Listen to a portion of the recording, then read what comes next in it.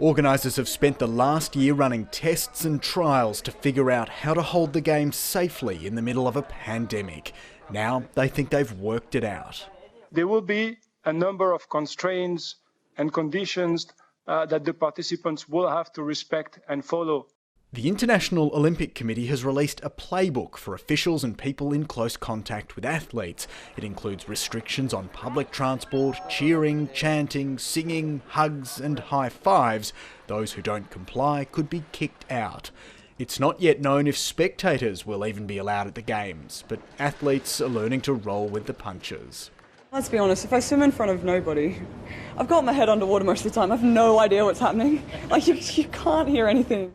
The release of this book is part of a campaign to shift the narrative from one of fear and uncertainty to hope, to show that organisers have learned much more about the virus in the last 12 months and from the many sporting events that have been held successfully in that time. But the document is light on detail on questions like what would happen if a team member tests positive. Tokyo is still under a state of emergency and hospitals in Japan are stretched. The idea of thousands of foreign athletes and fans coming here and potentially spreading the virus means many don't want the Games to go ahead here in July.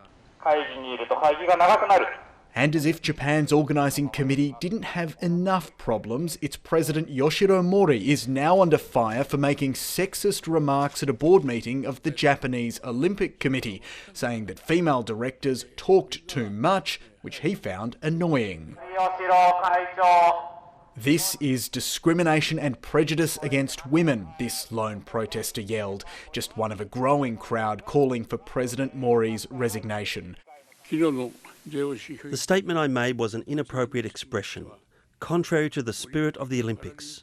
I am deeply remorseful. Just one more problem to address, with a little under 6 months to go until the opening ceremony. Jake Sturmer, ABC News, Tokyo.